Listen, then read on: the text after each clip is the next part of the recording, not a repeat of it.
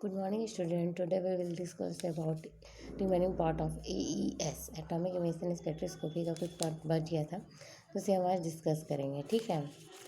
तो मैंने उस दिन क्या बताया था आपको कि जो आपका इंस्ट्रूमेंटेशन का पार्ट है उस पर जो हमने ये नेबुलाइज़र जो हमने लिया है, ठीक है, नेबुलाइज़र, उसके अलावा हम डायरेक्ट सैंपल को, किसी भी सैंपल को हम डायरेक्ट क्या कर सकते हैं, फ्लेम पर स्प्रे कर सकते हैं। ठीक है।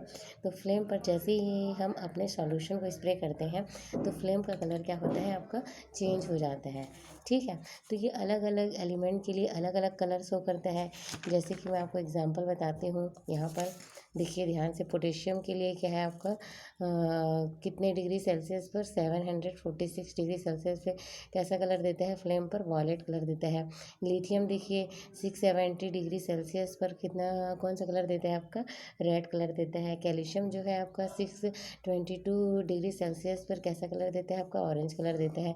उसके बाद सोडियम देखिए आपका 599 जो डिग्री सेल्सियस पर कितना देता है आपका, येलो कलर देता है। आगे समझिए। तो फ्लेम के कलर को देखकर हम बता सकते हैं कि कौन से एलिमेंट है, और डिफरेंट डिफरेंट जो एलिमेंट है वो डिफरेंट डिफरेंट कलर के फ्लेम को क्या करते हैं, प्रोड्यूस करते हैं। तो ये हुआ आपका क्या, आइडेंटिफिकेशन क्वालिटेटिव टेस्ट।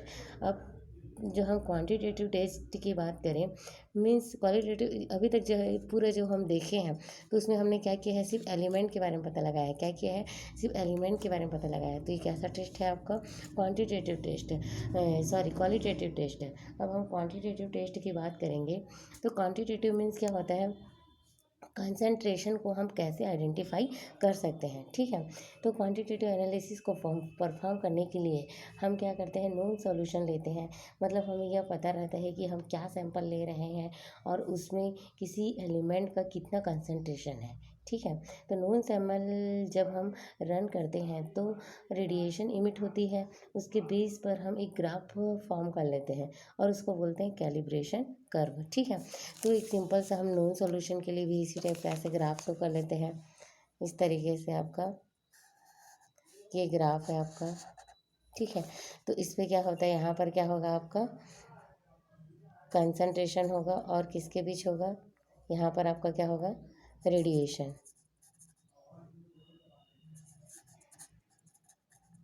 ठीक है। तो जो ग्राफ प्लॉट करते हैं नॉन सॉल्यूशन की भी किसके किसके बीच करते हैं, आपका एक्स एक्सिस है या आपका वाई एक्सिस है। ठीक है।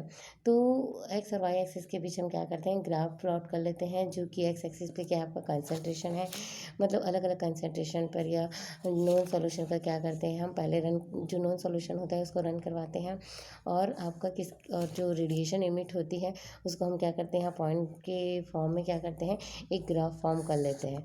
आगे समझ में। अब इसी को हम क्या करते हैं, जो आपका सैंपल का जो आपको कर्व मिलेगा उसी से हम क्या करेंगे, इसको मैच करेंगे, कैलिब्रेट करेंगे। आगे समझें।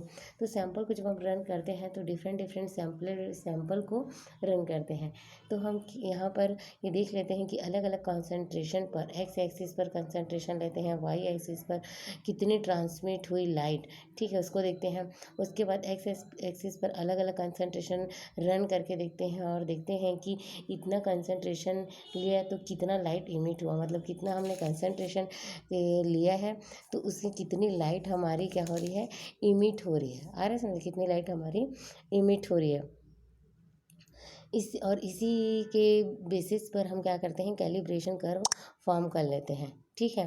कैलिब्रेशन कर्व फॉर्म कर लेते हैं, देन इसके बाद क्या होता है, अननोन सैंपल रन रखते हैं, जिससे हमें यही नहीं पता होता है कि वो कौन सा एलिमेंट है। आ रहा है समझ।